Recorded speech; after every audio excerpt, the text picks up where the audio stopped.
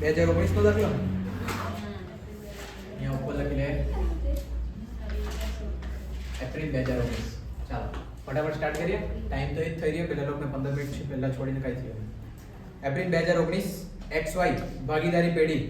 નામ આપ્યું છે કટી પતંગ, બંનેનું ભાગીદારનું, કટી અને પતંગ. તારીખ 31/3/18 ના રોજ પૂરા થતા વર્ષનું નફા નુકસાન ખાતું આવેલું છે. હવે નફા નુકસાન ખાતામાં નીચે બહુ બધી માહિતી આપી, 1 2 3 4 7 8 10 15. લાસ્ટ સવાલ વાંચો ને હું ગણવાનું છે. કઈ આપેલું નહીં મળે ને તો બધું ગણવાનું. કઈ આપેલું નહીં તો બધું ગણવાનું, પણ અંદર એકાદ સવાલમાં નહીં કઈ કીધેલું હોય. વાંચે હવાલા થોડાક 1/4/17 ના રોજ પેઢી પાસે નીચે મુજબના ઘસારાપાત્ર મિલકત હતી. ચાલો એ તો કઈ નહીં. પછી બીજો હવાલ વાંચો, પેઢીએ 1/70 વડાપ્રધાન રાશિ બંધમાં, એ બી કઈ નહીં. ત્રીજું, પેઢી અગાઉના વર્ષની આગળ ખેંચી લાવેલી ખોટ માંડી વાળવાની છે, એ બી કઈ નહીં. ટૂંકા ગાળાની મૂડી ખોટ, એ બી કઈ નહીં. ખરીદીમાં 1 લાખની રોકડમાં ખરીદી છે, એવું જ છે ને? ખરીદીમાં 1 લાખની રોકડ ખરીદી છે, એ બી કઈ નહીં. સ્ટાફ પગારનો 1 લાખ વિદેશમાં ચૂકવવાનો થયો, એ બી કઈ નહીં. તારીખ 31/3/18 ના રોજ 5000ની જીએસટી, કઈ નહીં. પણ આપેલું જ નહીં મળે એટલે હું તો ને પણ તમારા આન્સરમાં જોઈએ એટલે હું વધ્યું છે. પેલું 140B નું પાલન કર્યું હોય ને નહીં કર્યું હોય એવો આખો દાખલો છે, બરાબર? તો આપણે ગણીએ એ પ્રમાણે, એટલે આપણે પ્રેક્ટિસ બી થઈએ. જો તમને સવાલમાં અહીંયા પૂરેપૂરો સવાલ નથી, પણ જો તમને એમ કીધેલું હોય કે 184 અને 40B કલમનું પાલન કર્યું હોય અને પાલન ન કર્યું હોય, બંને રીતે ગણો તો તમારે એક જ દાખલાની અંદર 2 દાખલા ગણવા પડશે. એક જે તમે પાલન કર્યું હોય તે, અને બીજું જે તમે પાલન કર્યું નહીં હોય તે. અને બંનેની અંદર સેમ જ વસ્તુ ગણવાનું, પણ કઈ વસ્તુ ચેન્જ થશે પાલન નહીં કર્યું હોય તેમાં? મૂડી પર વ્યાજ અને લોન પર વ્યાજ. અને પછી જ્યારે તમે બુક પ્રોફિટમાંથી બાદ કરે ને ચૂકવવા પાત્ર મહત્તમ મહેનતાણું, તે નહીં લખવાનું. તે સિવાય બધું સરખું. એટલે અહીંયા લખીએ પાલન કર્યું હોય, કાલે એકાદ નહીં હતું કે કોણ નહીં હતું? અભી નહીં હતો, જોઈ લેજો અભી. ચાલો આવી રીતના 4 ખાના બનાવવાના. દાખલો તમે જેવું ગણે તેવું જ અહીંયા લખીએ નફા નુકસાન ખાતા મુજબનો ચોખ્ખો નફો. શું કે આવું કરવાના તમે લોકો? બસ પેલામાં તો પાલન કર્યું હોય ને આમાં પાલન ન કર્યું હોય, બસ ને? બરાબર કે નહીં બરાબર? જો ની લિટર સ્ટાર મનોમંથનમાં ડૂબી ગઈ છે. ચાલો ચોખ્ખો નફો જો કેટલો? 8,89,760. મગજ ખુલ્લું રાખજો નહીં તો પથ્થર તમારો. ચાલો હવાલાથી સ્ટાર્ટ કરીએ. હવાલો નંબર 1. તારીખ 1/4/17 ના રોજ પેઢી પાસે નીચે મુજબના ઘસારા પાત્ર મિલકતો હતી. સમૂહ 1 એમાં પ્લાન્ટ A, B અને C જેની ઘસારા બાદ કિંમત 3,70,000, ઘસારાનો દર 15%. શું થયું? બિજલી ફેફડા ફાડી લાવવાનો, ચૂપ જ રહેજે. કા બચેલા ઘસારા દર 15%. પછી સમૂહ B માં જે છે તેમાં ઘસારા બાદ કિંમત 19,80,000 ને એના પર ઘસારા દર 30%. 1 જાન્યુઆરી 2018 ના રોજ પેઢીએ પ્લાન્ટ D 9,10,000 માં વેચી દીધા. એક જ કરવા પડે, બધું એક હાથે નહીં. એટલે અહીંયા લખીએ હવાલા નંબર 1. પહેલા લખીએ સમૂહ 1, બરાબર? સમૂહ 1 ની અંદર કેટલી મિલકત છે ટોટલ? A, B અને C 3.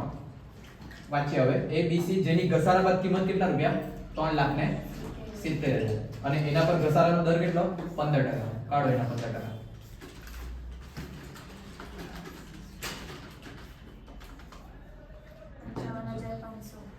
₹55,500. ચાલો આવ્યું.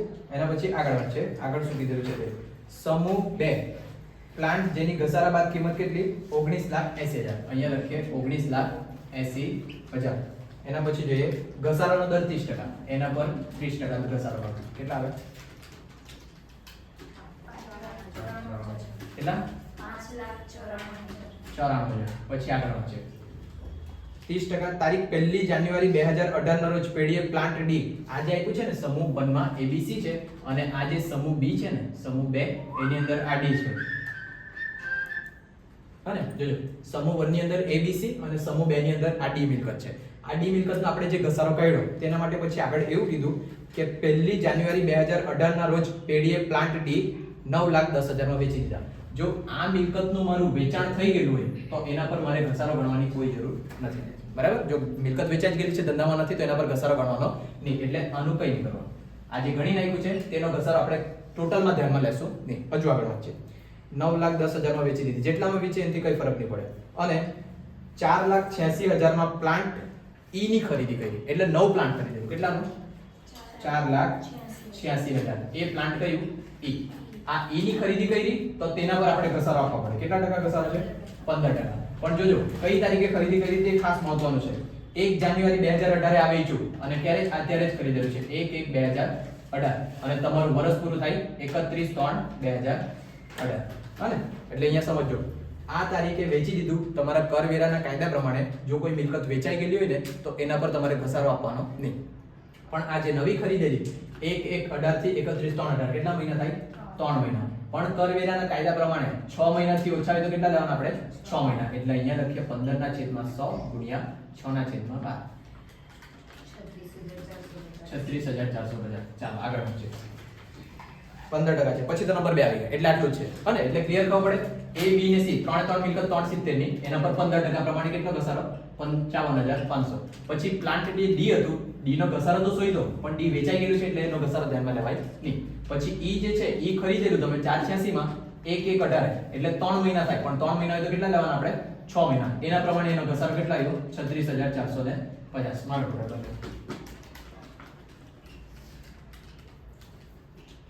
5 6 7 8 9 91 950. આ શું આવ્યો તમારો ઘસારો? ચાલો હવે આ જે તમારો ઘસારો આવ્યો તમારા નફા નુકસાન ખાતામાં જો ઘસારો કેટલો આવ્યો છે? 2,39,450. દેખાય બધાને? તમારો આપ્યો છે ઘસારો 2,39,430 અને તમારે બતાવવા કેટલો જોઈતો હતો? 51,950. તો વધારે બતાવ્યો છે. વધારે બતાવ્યો તો મારે શું કરવા પડે? ઘટાડવા પડે. જો આ ઘટાડો તો નફો વધે. ચાલો એક ગણમાં હારું આટલું બધું ઉમેરો શું કરીએ? મજરે ન મળતા ખર્ચા. એમાં પ્લસ કરીએ નંબર 1 મજરે ન મળતો ઘસારો. કેટલા રૂપિયા? માઈનસ કરો બંને. 2,39,430 માઈનસ 51,950. હા ખોટું છે કે?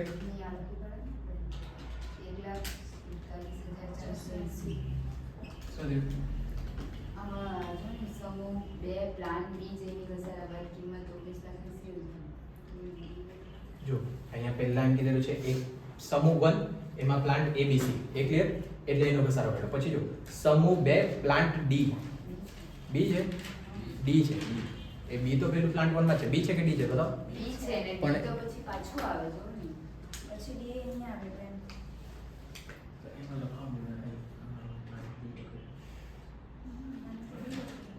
એટલે D છે. તો અહીંયા તા E ઈ તો અહીં 50 વખત. એટલે જો આ જે સમૂહ D 2 માં છે ને D છે તે જ આ D વેચ્યું. આ ખબર છે? આ જે બીજો ઘસારો બાદ કરવાનો અહીંયા જો આ જે છે સમૂહ 2 માં જે D છે ને પછી પાછું D લખ્યું છે ને આ સમૂહ D વાળું જ એ જ પાછું વેચ્યું. પડે ખબર? એટલે એનું નહીં લખવાનું. હા એમ એટલે પહેલા જે છે ને સમૂહ 2 ની બાજુમાં જે B છે તેની જગ્યા કરો D. બાકી બધું સાચું છે. બરાબર? એટલે સમૂહ 2 નું જે D નું હતું તેનો ઘસારો કાઢ્યો છે. જો સેમ દાખલો તો આવવાનો નથી. જે પેપરમાં આવશે તેમાં આટલું યાદ રાખજો કે જે વેચાય ને તેનો ઘસારો નહીં લખાય. બસ.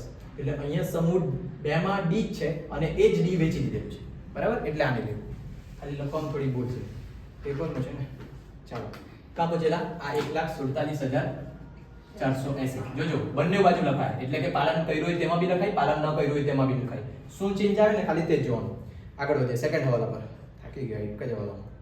બીજો હવાલો પેઢીએ 1,70,000 વડાપ્રધાન રાશિ ફંડમાં દાન આપ્યા. જો કોઈ બી દાન હોય અમાન્ય કહેવાય એટલે દૂર કરીએ ને પછી આગળ વાંચો તો શું લખેલું છે? જેની અન્ય ખર્ચામાં સમાયેલા છે. તો અન્ય ખર્ચા જે છે ને અન્ય ખર્ચામાંથી મેં દૂર કરું એટલે ખર્ચ ઘટે તો નફો વધે. એટલે અહીંયા નંબર લખીએ વડાપ્રધાન રાશિ ફંડમાં દાન. કેટલા રૂપિયા? 1,70,000. બંનેમાં લખવાના 1,70,000. અને અહીંયા થોડી જગ્યા રાખીએ એટલી ચાલી જાય. અહીંયા લખીએ બાદ અન્ય શીર્ષક હેઠળની આવક. અન્ય શીર્ષક હેઠળની આવક. હવે અહીંયા ધ્યાન રાખજો આ જે વડાપ્રધાન રાશિ ફંડમાં દાન હોય ને એ તે તરત જ તમને અન્ય શીર્ષકમાંથી બાદ મળી જાય. એટલે એક વખત ઉમેરી દેવાનું અને બીજી વખત બાદ કરી દેવાનું. એના પર ટેક્સ નહીં ગણે.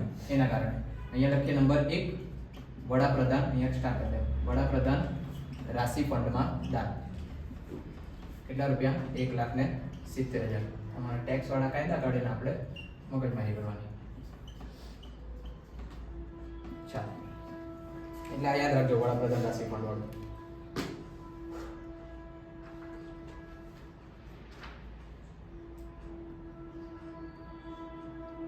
વડાપ્રધાન રાશિફળ ને એક હજુ દાન આવતું છે, બંનેના કાયદા યાદ કરી લે ને તો થાય. વડાપ્રધાન રાશિફળ આના પહેલા આવ્યો કે એક બે વખત જોયો તો? કાલે જ આવેલું. કાલે શું કરેલું એમાં? હા તે જ. તો તે અહીંયા ખોટું આવે. એક બીજું આવે જે છે ને તમારું રિસર્ચ વાળું કંઈક આવતું છે ને તે તમારે એવું કરવાનું. આનું શું કરેલું કાલે? પૂરેપૂરું 100% માઇનસ આપેલું કે જે હા બરાબર એ જ છે. આ ખોટું દેવાઈ ગયું છે. હા ધ્યાન રાખજો. જે તમારું એક હજુ આવશે અહીંયા જોજો. વડાપ્રધાન રાશિફળમાં જે દાન આપે ને એ જેટલું દાન મળ્યું હોય ને તેટલું તમારા ટેક્સમાંથી બાદ મળે. ના માની લો કે અહીંયા 5 લાખનો તમારો નફો થયો, એ 5 લાખના નફામાંથી તમને 170 બાદ મળે, પણ એ પછી મળે. એટલે પેઢીની કરપાત્ર આવકની અંદર આનો સમાવેશ થાય, પણ જ્યારે છેલ્લે આપણે ટેક્સ ગણવું કુલ પેઢીની આવક તેની અંદર બાદ આપવાનું. એટલે આ યાદ રાખજો, પેલું ભૂલી જાય. એક બીજું આવશે રિસર્ચ વાળું, તે આવું કરવાનું છે. બધું મિક્સ થઈ જવાનું. આવો મિક્સ થાય તમારું નહીં થાય. ચાલો આગળ વધીએ. કયો હવાલો હતો? નંબર બીજો પછી તો ત્રીજા પર. પેઢી અગાઉના વર્ષની એ જ છે ને, પેઢી અગાઉના વર્ષની આગળ ખેંચેલી ખોટ માંડી વાળવા માંગે છે. ધંધાની મૂડી ખોટ છે 20,000 અને ટૂંકા ગાળાની મૂડી ખોટ છે કેટલી 2,000 અને 1,000. એટલે આ જે ખોટ માંડી વાળવાની જે તમારી આવકમાંથી માંડી વાળાય. એટલે જ્યાર સુધી આવક નહીં મળે ત્યાર સુધી આ હવાલો નહીં થાય. એટલે ત્રીજો હવાલો પેન્ડિંગ રાખવાનો. ચોથો, ખરીદીમાં 1 લાખની ચૂકવણી રોકડમાં. ચાલો દરરોજ છે ને ખરીદીની ચૂકવણી રોકડ વાળી આ સમજી લો એક વખત. તમારો કાયદો શું કહે છે? જો મેં કોઈ ખર્ચો ચૂકવું, બરાબર, અહીંયા લખતો છે મેં ખર્ચા ચૂકવું. જો મારી ઇન્કમ થાય 5 લાખની અને મેં એમ કે મેં 4 લાખનો ખર્ચો ચૂકવ્યો છે, તો મારી ઇન્કમ કેટલી બચે? ખાલી 1 લાખ. પણ જો આ 4 લાખ મેં એમ કેમ કે મેં તો પેલા એમ કેશ આપેલા, તો ટેક્સ વાળા એમ કે એનું અમે કેવી રીતના માન રાખીએ? હા ને, પડે વસ્તુ ખબર. એ તો કોઈ બી કહી કે મેં પેલાને 50 આપેલા, માણસ 10,000 આપીને એના પરથી બોલાવ્યું કે મને 50 આપેલા. તો આ બધી કન્ડિશનને જોઈને ગવર્મેન્ટે એવું નક્કી કરેલું કે જે 2,000 રૂપિયા સુધી તમે કઈ બી ચૂકવે ને તો તે રોકડમાં માન્ય રાખશું, પણ એનાથી વધારે ચૂકવે તો એ માન્ય નહીં રાખો. બરાબર? પણ આ જે 2,000 નું અમાઉન્ટ છે તે બધી વસ્તુ માટે અલગ અલગ હોઈ શકે. એટલે કે ખરીદી માટે અલગ હોઈ શકે, જાહેરાત એજન્સી માટે અલગ હોઈ શકે, આ બધા માટે અલગ હોઈ શકે. એટલે તમે એક ફિક્સ યાદ રાખો, 2,000 સુધી જો રોકડમાં ખર્ચ ચૂકવ્યો હોય અને કદાચ હવે નવા ટેક્સ પ્રમાણે આ બદલાઈ બી ગઈ હોય રકમ, હે ને, 2,000 સુધી રોકડમાં ચૂકવે તો બરાબર, પણ એનાથી વધારે ચૂકવે તો બધું નહીં બરાબર. એટલે કે જો મેં 1,500 રૂપિયા રોકડા ચૂકવું તો કઈ વાંધો નહીં, તો નહીં લખાય. પણ જો મેં એમ કીધું મેં 5,000 રોકડા ચૂકવ્યા છે તો પૂરેપૂરા આવવાના, એટલે 5,000 બાદ લખી દેવાના એની અંદર. ક્લિયર આટલું બધાને? એટલે આ યાદ રાખજો. જો કે તમે ડાયરેક્ટ યાદ રાખે ને, જાહેરાત એજન્સી આવી જાય ને ખરીદી યાદ આવી જાય, ખરીદી આવી જાય ને રોકડમાં ચૂકવે તો અહીંયાથી બાદ કરી દેવાનું. કાલે એક હતું મનોરંજન ખર્ચ, આટલા રૂપિયા હતા એની અંદર, એના 10% લેખે તમે રોકડા ચૂકવેલા, એટલે 1125 જ થતા હતા. એટલે એ તમારું વાત નહીં મળે, કેમ કે 2,000 થી ઓછું આવી ગયું છે. ક્લિયર આટલી વસ્તુ? નાની વસ્તુ પણ બહુ બધી વસ્તુ છે, એ બધી વસ્તુ યાદ થઈ રહે તમારે. ચાલો અંદર જોઈએ કેટલા રૂપિયા ચૂકવેલા છે? 1 લાખ. હવે 1 લાખ બધા ચૂકવ્યા તે ગવર્મેન્ટ માન્ય નહીં રાખે, એટલા બધા તો કદાચ નહીં બી ચૂકવેલા હોય તો એવું. તો 1,000 જોઈએ શેમાં છે? ખરીદીના રોકડેથી ચૂકવેલા. રોકડેથી ચૂકવેલા એટલે ખર્ચ બાજુ લખેલા, તે ખોટા લખ્યા એટલે ત્યાંથી માઇનસ કરું તો નફો વધે. એટલે નંબર 3 રોકડમાં ચૂકવેલ ખરીદી કેટલા રૂપિયાની? 1 લાખની. બંને બાજુ લખીએ 1 લાખ. આગળ ત્રીજો હવાલો બાકી છે, યાદ કરાવવાનો. 5મો, સ્ટાફના પગારમાં 10,000 પછી વંચાતું નહીં, વિદેશમાં ચૂકવેલા પગારનો સમાવેશ થાય છે અને તેના પર મૂળ સ્થાનેથી કર કપાત. ચાલો કાલે જ કીધું, મૂળ સ્થાનેથી કર કપાત થયેલી નથી આવું દેખાય એટલે અમાન્ય જ સમજવાનું, બીજું કઈ વિચારવાનું નથી. બરાબર? પછી જે હોય તે કેટલા રૂપિયા છે? 10,000 ને. ચાલો પગાર ચૂકવેલો એટલે ખર્ચ બાજુ લખેલું, ખર્ચ ઘટે તો નફો વધે, એટલે અહીંયા પ્લસમાં લખીએ 10,000, અહીંયા બી લખીએ 10,000. નંબર 4 કાં ચૂકવેલું? વિદેશમાં ને, અહીંયા લખીએ વિદેશમાં ચૂકવેલ પગાર. યાદ રાખી લેજો, મૂળ સ્થાનેથી કર કપાત દેખાય એટલે તમારે એ અમાન્ય સમજીને દૂર જ કરી દેવાનું. શું થયું? એકબીજાને જોયા કરે ભાષા. ચાલો આગળ નંબર 6, તારીખ 31/3/18 ના રોજ 5,000 ની જીએસટી ચૂકવવાની બાકી હતી, જે પૈકી 4,000 ની ચૂકવણી. ચાલો જીએસટી, હવે તમને કાલે 3 વેરાના કાયદા લખાયા, એક આવક વેરો, બીજો વ્યવસાય વેરો, ત્રીજો વેચાણ વેરો. અને જીએસટી ચૂકવવા માટેની આખરી તારીખ, જીએસટી ચૂકવવા માટેની આખરની તારીખ છે તમારી 31/12 એટલે ડિસેમ્બર. એટલે જે વર્ષનો હોય ને તે 31/12 સુધી તમે ચૂકવે તો ચાલે. ને અત્યારના ટાઈમે કદાચ આની 2 વર્ષની અવધિ કરી મૂકી છે કે ખબર નહીં, અત્યારે એવું કંઈક નવું સામે આવતું હતું, પણ તમે આટલું યાદ રાખો ને 31/12 વાળો જૂના પ્રમાણે, બરાબર? જો 31/12 સુધી તમે ચૂકવે જીએસટી તો માન્ય, પણ એ પછી ચૂકવે તો અમાન્ય, બરાબર? ચાલો વાંચીએ હવે. પણ એ ગણવા પહેલા છે ને તમારે ઉપર જોઈ લેવાનું જીએસટી છે કે નહીં, નહીં તો આટલું બધું વિચારીને ઉપર જીએસટી લખેલું જ નહીં છે. માલ અને સેવા વેરો દેખાય 5000 મળ્યું. માલ અને સેવા વેરો દેખાય. માલ અને સેવા વેરો એટલે જ જીએસટી. એ જીએસટી આપ્યું છે એના કારણે આપણે વિચારવા પડે. હવે નીચે વિચારવા જાય. 31/3/18 ના રોજ 5000 ની જીએસટી ચૂકવવાની બાકી હતી, જે પૈકી 4000 ની ચૂકવણી 31/7 4000 ની ચૂકવણી ક્યારે કરી? 31/7 એટલે બરાબર. અને 31/12 પહેલા કરી તો પરફેક્ટ. પછી આગળ વધીએ. રોજ કરવામાં આવી હતી અને 1000 ની ચૂકવણી 30/11 1000 ક્યારે ચૂકવ્યું? 30/11 એટલે બંને બરાબર છે, કઈ કરવાનું નહીં. પણ આગળ જોજો, તમને પાછું કઈ કીધેલું બી છે. જો કે જીએસટી મુજબ ભરવાની છેલ્લી તારીખ 14/5 હતી. તમારે તમારા કાયદાની ફિક્સ તારીખ યાદ રાખવાની, એ લોકો જે આપે તે. હા ને? તમારા વેચાણ વેરાની તારીખ છે 31 જુલાઈ 7 અને જીએસટી માટેની છેલ્લી તારીખ છે 31/12 એટલે આ હવાલાનું કઈ થાય નહીં. ક્લિયર આટલું બધાને? ચાલો આગળ. નંબર 7, મકાન મિલકતોના ચોખ્ખા વાર્ષિક મૂલ્યમાંથી 30% પ્રમાણિત કપાત. એ તો આપણને બી ખબર. અહીંયા જ્યારે મેં તમને કુલ પેઢીની આવક ગણાવો ત્યારે મકાન મિલકતની લખવામાંથી પછી તમને કીધેલું 30% સ્ટાન્ડર્ડ ડિડક્શન બાદ કરવાનું. અને એ બાદ કરવાનું, જે લોકો કહે કે નહીં કહે, પણ આ લોકોએ ચોખ્ખું કહી દીધું છે. બીજા કોઈ હવાલા નહીં મળે. ચાલો, જો હવાલા લાંબા દેખાય પણ છે ને ગણવા પછી એવું લાગે નોર્મલ જ હતું, પણ એક્ઝામમાં જ્યારે જોઈએ ને તો આટલો મોટો દાખલો જોવાનું મન નહીં થાય, ગણવાનું મન નહીં થાય. પણ એક આ છે અને બીજું અન્ય શીર્ષક છે. હા ને? એટલે જોઈ લેવાનું કયું તમને ફાવે. અને આમાં ખોટું પડવાનું તો છે જ. તમારો સાચો જવાબ આવે તો બહુ મુશ્કેલ કામ, પણ જેટલા ખરા પડે તેટલાના માર્ક મળે એટલે સારું છે આ દાખલો. નહીં ખબર પડે તો લખી જાઓ, લખ્યા તો માર્ક્સ મળે, નહીં તો જાય વાત પૂરી. ચાલો જોઈએ હવે ઉપરથી જે બાકી તે. પહેલા કાચા માલનો શરૂઆતનો સ્ટોક ધંધા માટે બરાબર છે કે નથી? બરાબર છે. ઘસારો તો આવી ગયો. સ્ટાફનો પગાર બરાબર કહેવાય. માલ અને સેવા કર જોઈ લીધું આપણે. કાચા માલની ખરીદી એ બી બરાબર છે. બેંકમાં ડિપોઝિટ મૂકવા લીધેલ લોન પર વ્યાજ. ચાલો હવે અહીંયા સમજો. બેંકમાં ડિપોઝિટ મૂકે એટલે ધારો કે મારો ધંધો હોય ને તો મારો ધંધો છે અને મેં બેંકમાં ડિપોઝિટ મૂકવાનો. ડિપોઝિટ એટલે ખબર પડે, મેં મારા ખાતામાં પૈસા રાખ્યા, આને કહેવાય ડિપોઝિટ. અને એ ડિપોઝિટ એટલે મૂકવા માટે મેં લોન લીધી તો એ મારો અંગત ખર્ચો કહેવાય. એવું નથી કીધેલું કે ધંધા માટે લોન લીધી. દેખાય? જો બેંકમાં ડિપોઝિટ મૂકું ને તો મેં મારા નામે ડિપોઝિટ મૂકતો છે, તેના માટે લોન લીધી અને એનું જે વ્યાજ હતું ને ખર્ચો તે મેં મારા ધંધામાં બતાવી દીધો. એ ખોટું કહેવાય. એટલે જ્યારે તમે બેંકમાં ડિપોઝિટ મૂકે તેના પર વ્યાજ ચૂકવે તે ધંધાનો ખર્ચો નથી, તે કેવો ખર્ચો? અંગત ખર્ચો. એટલે ત્યાંથી દૂર કરવાનો. ત્યાંથી દૂર કરી એટલે 13,800 ઘટાડો, ત્યાંથી ઘટે એટલે નફો વધે. એટલા બધા કાયદા મને કેમ યાદ રહી ગયા? બેંકમાં ડિપોઝિટ મૂકવા લીધેલ લોન પર વ્યાજ કેટલા રૂપિયા? 13,800. ચાલો આગળ. લોન પર વ્યાજ ધંધાના હેતુ માટે, તે બરાબર. હા ને? ધંધાના હેતુ માટે એ તો કઈ વાંધો નહીં. પછી લીધેલ લોન પર વ્યાજ, એ જ છે ને? ધંધાના હેતુ માટે લીધેલ લોન પર વ્યાજ. પછી મુસાફરી ખર્ચ. હવે ધંધાના કામથી કોઈક જગ્યાએ મુસાફરી કરવા ગયેલા હશે તે ખર્ચ, એ બી બરાબર છે. જાહેરાત ખર્ચ એ તો બરાબર જ છે, ધંધાનો જ ખર્ચો કહેવાય. પછી અન્ય ખર્ચા એ તો આપણે નીચે જોઈ લીધા. પછી ગોડાઉનનો શું છે? સ્થાનિક કરવેરો. જો ગોડાઉનનો સ્થાનિક વેરોની વાત કરીએ હવે બાજુમાં જો તો ગોડાઉનને લગતું બીજું કઈ છે? ગોડાઉનનું ભાડું. હે ને? એટલે ગોડાઉન શબ્દ દેખાય એટલે જોઈ જ લેવાનું. હવે તમે જો ગોડાઉન રાખેલું હોય, તમારું ગોડાઉન, તો તમે એના પર ભાડું ચૂકવે. હા ને? જો અહીંયા જોજો, સમજ આ વસ્તુ કેટલું ડીપ એ લોકોએ પૂછ્યું છે. આ ખર્ચ અને આ આવો. અહીંયા લખ્યું છે ગોડાઉનનું ભાડું, બરાબર? કેટલા? 48,000. અને આ બાજુ છે ગોડાઉનના સ્થાનિક વેરા, કેટલા? 6,000. અહીંયા સમજો, જો તમારો ધંધો હોતે અને ધંધા માટે તમે ગોડાઉન રાખેલું હોતે ને તો ગોડાઉન ભાડું આ બાજુ હોતે ખર્ચ તરીકે.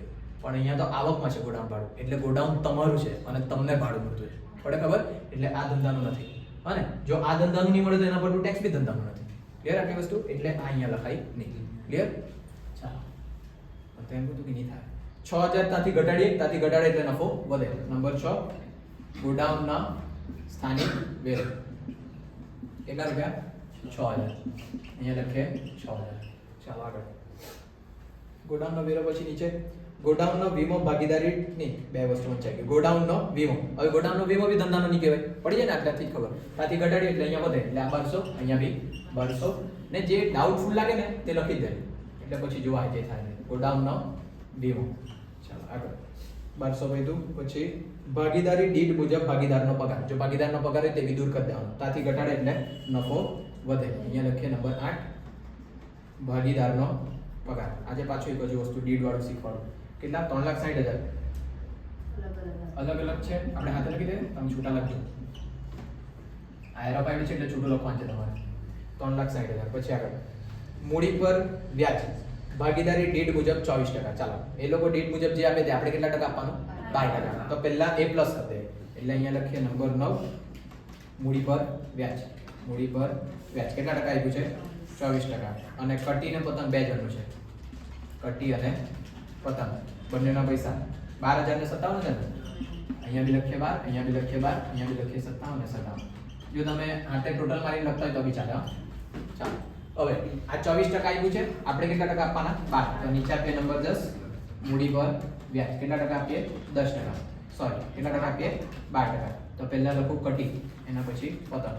કટીના 24% પ્રમાણે 12,000, 24% પ્રમાણે 12,000, તો 12% પ્રમાણે અડધા 6,000.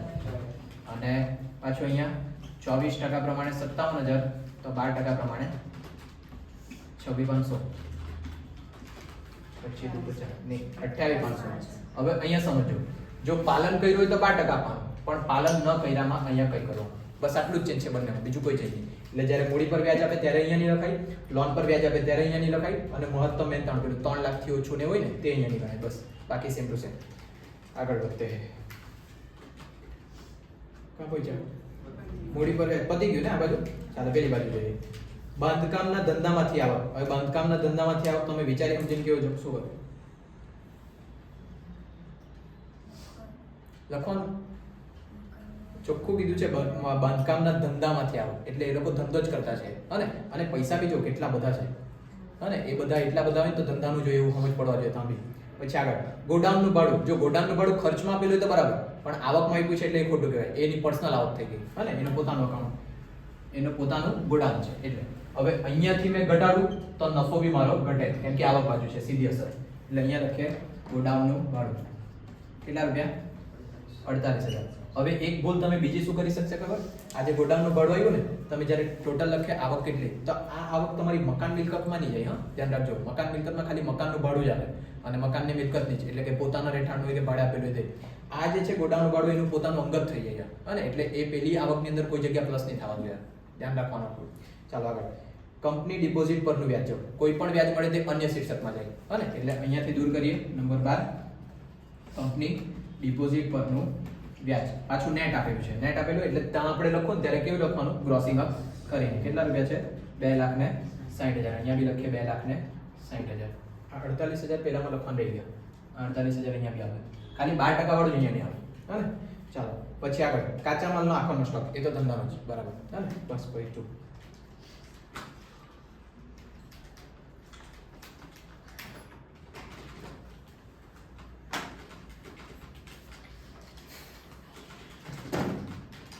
આમાં તો એવું બી નહીં કહેવાય કે ટોટલ તમે માલ લેજો.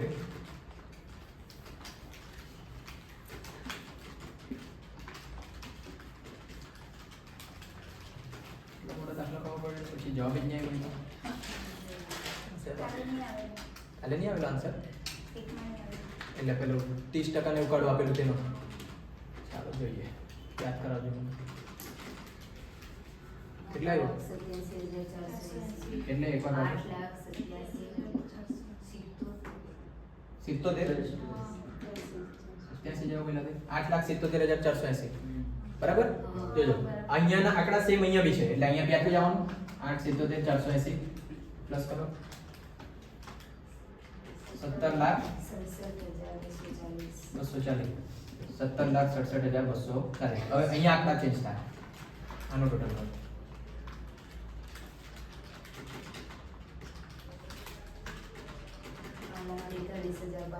ત્રણ 43,500.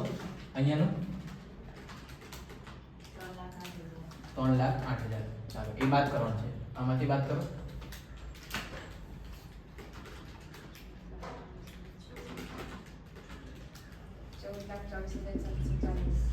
₹440.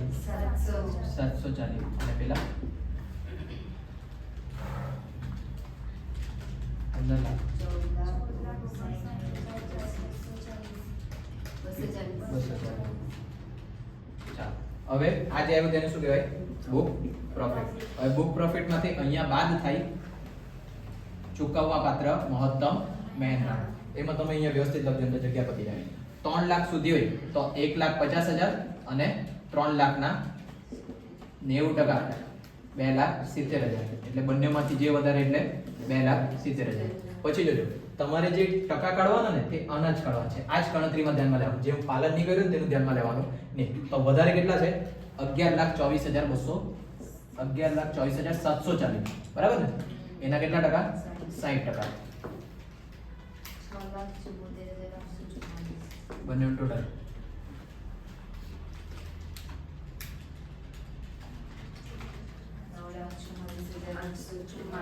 ચાલો આ તો આવ્યું. પણ હવે પેલું ડીડ વાળું બતાવવાનું તે ડીડ છે ને આમ જોજો. પેલા નફા નુકસાન ખાતાની ખર્ચ બાજુ જો ભાગીદાર દીઠ મુજબ પગાર અને ભાગીદાર દીઠ મુજબ પેલું ચૂકવ્યું છે તે મૂડી પર વ્યાજ. અહીંયા સમજો જ્યારે તમારા દાખલામાં આવું આપે ને ભાગીદાર દીઠ મુજબ પગાર અને ભાગીદાર દીઠ મુજબ પેલું મૂડી પર વ્યાજ, શું થયું? એ તો છેલ્લે હજુ બાકી છે અહીંયા. હાલે અહીંયા સમજો આ જ્યારે દીઠ મુજબ આવે ને એક બીજું આવેલું સક્રિય અને નિષ્ક્રિય વાળું એવું કંઈક આવેલું હતું ને ત્યારે બી તમને જે કાયદો કીધેલો તે સેમ કાયદો અહીંયા બી લાગુ પડે. જો દીઠ મુજબ ભાગીદારને પગાર ચૂકવેલો હોય અને દીઠ મુજબ તમે મૂડી પર વ્યાજ ચૂકવેલું હોય તે ટાઈમે જે ચૂકવેલું હશે ને વ્યાજ આ બાજુ કોઈ જગ્યાએ લખ્યું હશે આપણે પગાર આ દેખાય ભાગીદારનો પગાર કેટલો? 3,60,000. બીજું કઈ છે કમિશન એવું કઈ નહીં મળે ને? ચાલો તો આ જે 3,60,000 છે તે અહીંયા લખવાનું. અહીંયા લખીએ ભાગીદારનો પગાર છે કે 3,60,000. પછી આ આવ્યું અને આ 3,60,000. આ બંનેમાંથી જે ઓછું હોય તે અહીંયા બતાવો. બરાબર? કાયદો યાદ રાખવા પડે ને યાદ કરજો જ. એટલે આ 3,60,000 અહીંયા. બરાબર? આ અહીંયા બહાર લખું 9,44,844 અને બીજા કેટલા આવ્યા? 3,60,000. એ બંનેમાંથી જે ઓછું હોય તે અહીંયા બતાવો. અને આ જે વસ્તુ ગણ્યું તે તમારા પેલામાં લાગુ પડે નહીં. એટલે આ તમારું આવશે 14,59,240 અને આ આવશે તમારું 10,64,740. અહીં નીચે સુધી છે વિડીયોમાં હા ને? ચાલો હવે આ તો થયો તમારો ધંધાનો નફો. તો જે ગયા વર્ષની ધંધાની ખોટ હતી ને તે આમાંથી બાદ કરી નાખવાની તમારે. ગયા વર્ષનો ધંધાનો ખોટ કેટલી હતી તે જોઈ લો. 20,000 મળી. પેલો હવાલો છોડે ને ત્રીજો પેઢી અગાઉના વર્ષની આગળ ખેંચી લાવેલી ધંધાની ખોટ કેટલી? 20,000. તો એ 20,000 તમારે અહીંયા બંનેમાંથી બાદ આપવાના. બરાબર? ભાઈ અનિશા દોસ્ત રાઈટ પેન છે ફટાફટ. હાઈટ પહોંચી ગઈ ને? जल्दी का फटाफट का मतलब क्या होता है?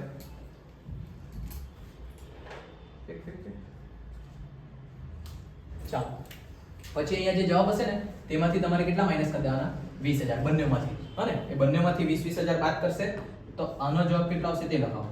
10,44,740. હવે નીચે જગ્યા નહીં મળે એટલે. અને પેલામાંથી 20,000 બાદ કરશે એટલે 14,39,240. બરાબર છે આટલું? એટલે આ તમારા બંને ફાઇનલ જવાબ છે. ખબર પડે ને? નીચે શું કરવાનું? ગયા વર્ષની ધંધાની ખોટ 20,000 બંનેમાં માની વાળવાની. એટલું તો ખબર પડે છે કે ધંધાનો નફો થાય તે ધંધાની ખોટ સામે માની વાળવાની.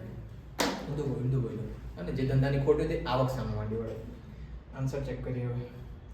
10,44,740 અને બીજું 14,39,240 આવી ગયા. આ તો એ તમારો પહેલા સવાલ હતો. હવે ગણીએ ફટાફટ બીજા સવાલનો જવાબ. અને આટલામાં જ પથારી ફેરવાઈ ગઈ. ચાલો હવે અહીંયા લખીએ નંબર 2 પેઢીની કુલ આવક.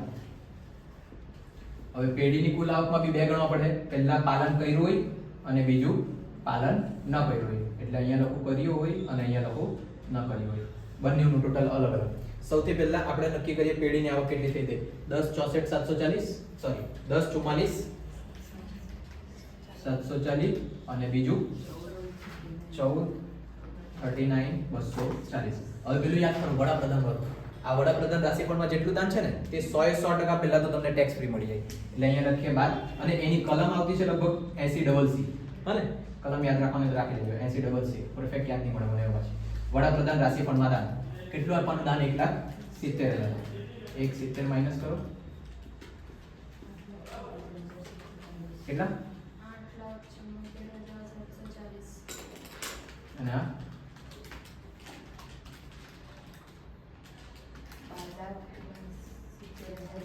12,62,40. આ તમારી કઈ આવક આવી? પેઢીની કુલ આવક. બરાબર? અહીંયા લખી દે પેઢીની કુલ આવક. આ કલમ જોઈ લો એક વખત 80CC છે.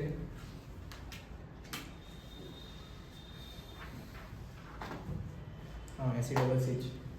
બરાબર, એટલે આ બધું વ્યવસ્થિત લખી દે. બાદ કલમ 80cc મુજબ 100% પૂરેપૂરી બાદ મળે. બરાબર, આ પેઢીની કુલ આવક આવી. જ્યારે તમે પેલું ત્રીજું સ્ટેપ કરે ત્યારે આના કેટલા ટકા કાઢવાના તમારે? 30% બંને માટે લખવાનું. હે ને? પછી આગળ વધીએ અન્ય આવકો. અહીંયા હેડિંગ આપીએ અન્ય આવકો. અન્ય આવકમાં સૌથી પહેલા લખીએ મકાન મિલકત. મકાન મિલકતની આવકમાં છે કઈ? નહીં મળે. ऐसे कैसे हो गया? તો પેલું 30% આપેલું છે તેનું કઈ નહીં કરવાનું આપણે, કે પછી ગોડાઉન ને ભાડાને જે લોકોએ મકાન મિલકતના ભાડા તરીકે કીધી દીધેલું હશે. બરાબર, ભાઈ તમારી મકાન મિલકતની આવકમાં ગોડાઉન આવેલું? નહીં આવેલું એ તો. હા, નહીં આવેલું. સેમ 3 માં નહીં આવ્યું, ડાયરેક્ટ એમ કોમમાં મૂકી દીધું. એટલે ચાલો અહીંયા એ લોકોએ ગોડાઉન ને જ ગણેલો હશે, કેમ કે નીચે એ લોકોએ કીધું છે ને મકાન મિલકતની 30% કરપાત્ર અપાય, એટલે ગોડાઉનને તમારે મકાન મિલકતની જ ગણવા પડે. એટલે એવું નહીં થવું જોઈએ. લખીએ હવે મકાન મિલકતની આવક, એની અંદર ગોડાઉનનું ભાડું કેટલું ભાડું મળ્યું છે? 48,000 ને? ચાલો એટલે બંનેમાં પહેલા લખીએ 48,000. પછી જ્યારે મકાન મિલકતની આવક લખતા છે તો એનો જો કોઈ વેરો ચૂકવેલો હોય તો એ બાદ કરવાનો. ચૂકવેલો હતો ગોડાઉનનો સ્થાનિક વેરો 6,000, એટલે માઈનસ કરીએ વેરો કેટલો? 6,000. આ વીમો બાદ નહીં થાય હો, પાછું એ ધ્યાન રાખજો. 42,000 ને? બંનેમાં 42,000. અને મકાન મિલકતની આવક છે એટલે માઈનસ કરીએ સ્ટાન્ડર્ડ કપાત. કેટલા ટકા? 30%. આના 30%. 12,600 અને પાછા 12,600. કરો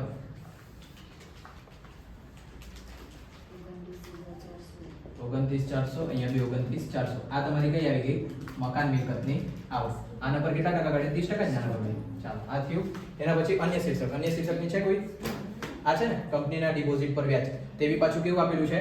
નેટ. અને ટીડીએસ ના ટકા કેટલા આવ્યા છે? 20%. બરાબર, એટલે અહીંયા લખીએ અન્ય શીર્ષકની આવક. અન્ય શીર્ષકની આવકમાં કંપની ડિપોઝિટ પર વ્યાજ. કંપની ડિપોઝિટ પર વ્યાજ કેટલા રૂપિયા? 2,60,000. ક્રોસિંગ અપ કરીને લખો 2,60,000 ગુણ્યા 100 ભાગ્યા 80, 20% છે એટલે 3,25,000. અહીંયા બી લખીએ 3,25,000. અને એના કેટલા ટકા કાઢે? અન્યના એના બી 30% ને? તો 20% છે ને લાંબા ગાળાને મૂડી નફો ને એવું બધું આવી જ નહીં, એટલે આના 30% કાઢશો એટલે ફાઇનલ જવાબ તમને લખાઈ આપેલી છે તે માંડી વાળવાનું. પણ એ કોના સામે માંડી વાળાય? માંડી વાળીને બતાવજો મને. અને જો ટૂંકા ગાળાની આવક હોય તો ટૂંકા ગાળાની ખોટ સામે માંડી વળાય, બાકી કોઈ બીજા સામે માંડી વળાય નહીં. એટલે નીચે જો તમારે એક વાક્ય લખી આપવાનું હોય ને તો ટૂંકા ગાળાની આગળ ખેંચી ગયા એવું લખી આપવાનું. બરાબર, અહીંયા જ લખી આપવાનું. અહીંયા એટલે ક્યાં લખાવો હોય? જલ્દી યાદ કરાવે તો તમે લોકો મને. આ મકાન મિલકતની લખી પછી આપણે અહીંયા લખીએ ને ટૂંકા ગાળાની આગળ ખેંચી ગયા, આવું લખી દેવાનું. હા ને? કેમ કે ટૂંકા ગાળા સામે માંડી વળાય. હવે આજે 30% ને એવું બધું કાઢે એ બધાનો જવાબ લખાઈ દે તમને. સેકન્ડ નો જવાબ આવશે 1229140 1569640. અને આજે ત્રીજું ગણે ને 4% પ્લસ કરવા પછી